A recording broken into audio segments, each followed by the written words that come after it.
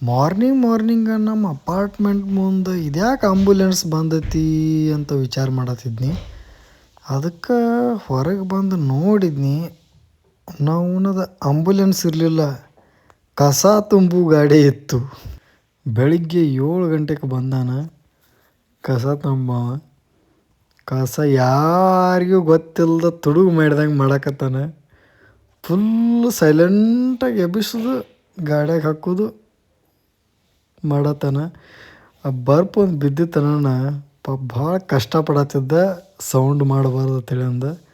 ಆದರೂ ಗಾಡಿದು ಸೌಂಡ್ ಇಲ್ಲ, ವೆಹಿಕಲ್ ಜೀರೋ ಸೌಂಡ, ಅವ ಮಾಡೋ ಕೆಲಸನೂ ಜೀರೋ ಸೌಂಡ್ ಇಲ್ದನ ಕಸ ತುಂಬಲತ್ತಿದ್ದ. ಇದು ನಮ್ಮ ಕಡೆ ಏನ್ರ ಆಗಿತ್ತಂದ್ರೆ, ಬನ್ನಿ ಬನ್ನಿ ಎಲ್ಲರೂ ಬನ್ನಿ, ನಮ್ಮ ಸ್ವಚ್ಛತೆಯನ್ನು ಕಾಪಾಡಲು ಬನ್ನಿ. ಕಸ ಕಡ್ಡಿಗಳನ್ನು ಬೇರ್ಪಡಿಸಿ ತನ್ನಿ, ಪೌರ ಕಾರ್ಮಿಕರಿಗೆ ಸಹಕರಿಸಿ ಬನ್ನಿ ಬನ್ನಿ. ಕಸ ಹಸಿ ಇರಲಿ, ಕಸ ಒಣಗಿತ್ತಿರಲಿ, ಕಸ ಪೇಪರ್ದಿರಲಿ, ಕಸ ಪ್ಲಾಸ್ಟಿಕ್ ಇರಲಿ, ಹಾನಿ ತರುವಂತ ಕಸವೇ ಇರಲಿ.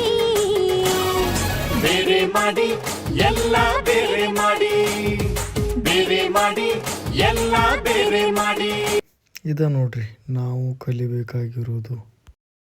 ಜರ್ಮನಿದವ್ರು ಎಷ್ಟು ಪ್ರಿಯಾರಿಟಿ ಕೊಡ್ತಾರೆ ನೋಡ್ರಿ ಸೈಲೆನ್ಸ್ಗೆ. ಸಿಗುನು ನೆಕ್ಸ್ಟ್ ವಿಡಿಯೋದಾಗ. ಬಾಯ್ ಬಾಯ್, ಚಾವ್ ಚಾವ್.